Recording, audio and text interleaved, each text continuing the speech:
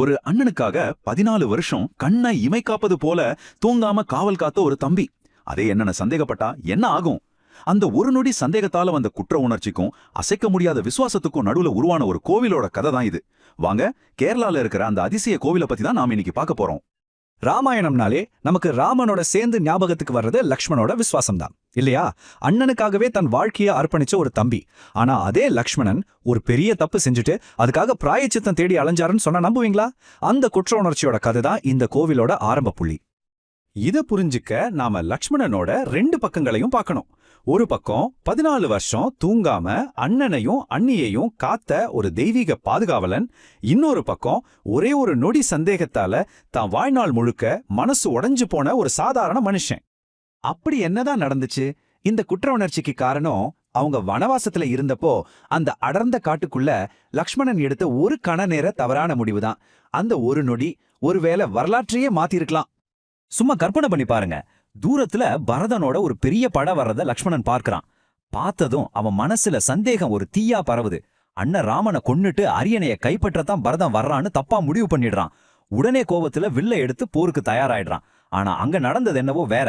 பரதன் சண்டைக்கு வரல, அண்ணன் ராமரோட கால்ல விழுந்து நீங்க தான் நாட்டை ஆளணும்னு கெஞ்ச வந்தான். அந்த நொடியில லக்ஷ்மணன் நுருங்கி போறான். அடடா, நம்ம சொந்த தம்பியே சந்தேகப்பட்டோன்னு ஒரு பெரிய குற்ற உணர்ச்சி அவன் அப்படியே ஆட்கொள்ளுது. இவ்ளோ பெரிய குற்ற உணர்ச்சிக்கு ஒரு பிராயச்சித்தம் வேணுமே. அந்த தேடல் தான் நம்மள இந்த கோவிலுக்கு கூட்டிட்டு வருது. இதுல ஆச்சரியமான விஷயம் என்னன்னா, இந்த கோவிலோட பேரிலே இதுக்கான ரகசியம் ஒளிஞ்சிருக்கு. இந்த இடத்தோட பேரு திருமொழி களம். வாங்க இதை பிரிச்சு பார்க்கலாம். திரு அப்படின்னா புனிதமான, மொழினா சொல் அல்லது பேச்சு, களம்னா இடம். அப்போ இனிய சொற்கள் ஒலித்த புனித பூமின்னு அர்த்தம். இங்கதான் ஒரு சுவாரஸ்யமான விஷயம் இருக்கு. இந்த இடம் இறைவன் ஒரு முனிவர்கிட்ட பேசின இனிய மொழிக்காக பெயர் வாங்குச்சு. ஆனா தன் சகோதரன் மேல உதிர்த்த கடும் மொழிக்காக பிராயச்சித்தம் தேடி லக்ஷ்மணன் வந்த இடமும் இதுதான். பாத்தீங்களா? இனிய சொற்கள் ஒலித்த அதே இடத்துல தன் கடுமையான வார்த்தைகளுக்காக ஒரு தம்பி வந்து மன்னிப்பு கேட்கிறான். சரி, மனசுக்குள்ள இருந்த இந்த வருத்தம் எப்படி ஒரு கோவிலா கல்லுல வடிக்கப்பட்ட ஒரு பிராயச்சித்தமா மாறுச்சு? வாங்க அதையும் பார்க்கலாம். கோவிலோட கருவறைக்குள்ள போனீங்கன்னா அங்க நின்ற கோலத்துல இருக்கிறது மகாவிஷ்ணுவோட சிலைதான். ஆனா அங்க வர்ற பக்தர்கள் அந்த சிலையில பாக்குறது தன் தப்புக்காக காலம் காலமா மன்னிப்பு கேட்டுக்கிட்டு நிக்கிற லக்ஷ்மணனோட உருவத்தை தான். இந்த கோவிலோட கட்டிடக்கலையே ரொம்ப தனித்துவமானது. நம்ம ஊர்ல பாக்குற மாதிரி பெரிய கோபுரங்கள்லாம் இங்க கிடையாது. அதுக்கு பதிலா வட்ட வடிவத்துல ஒரு கருவறை, அதுவும் செப்பு தகடுகளால வேயப்பட்ட கூரைன்னு முழுக்க முழுக்க கேரளாவோட பாரம்பரிய ஸ்டைல்ல கட்டியிருக்காங்க. இதுவே ஒரு தனி அழகுதான். லக்ஷ்மணனோட இந்த கதை இதோட முடியல.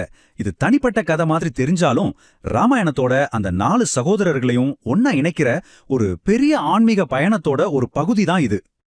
அதுதான் ரொம்பவும் பிரபலமான நாலம்பல யாத்திரை. அதாவது 4 கோவில்களுக்கு ஒரே நாள்ல போய் தரிசனம் செஞ்சுட்டு வர்ற ஒரு புனிதமான பயணம். இந்த யாத்திரையில பக்தர்கள் ராமர், பரதன், லக்ஷ்மணன், சத்ருகனன்னு 4 சகோதரர்களோட கோயில்களுக்கும் ஒரு குறிப்பிட்ட வரிசையில போவாங்க. இது அவங்களோட பிரிக்க முடியாத பாசத்தையும் குடும்ப ஒற்றுமையும் காட்டுற ஒரு அழகான விஷயம். சரி, இவ்ளோ பழமையான இந்த கதை இந்த வேகமான டிஜிட்டல் உலகத்துல வாழ்ற நமக்கு என்ன சொல்ல வருது? இதுல இருந்து நம்ம கத்துக்க வேண்டிய பாடம் என்ன?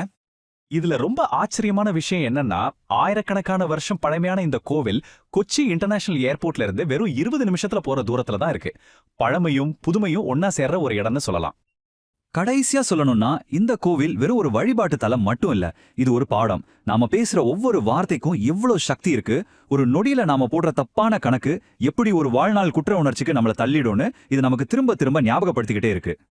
ரொம்ப அவசரமா கமெண்ட் பண்ற, உடனுக்குடன் ரியாக்ட் பண்ற இந்த சோஷியல் மீடியா உலகத்துல லக்ஷ்மணனோட கதை நம்மள ஒரு நிமிஷம் நிறுத்தி யோசிக்க வைக்குது.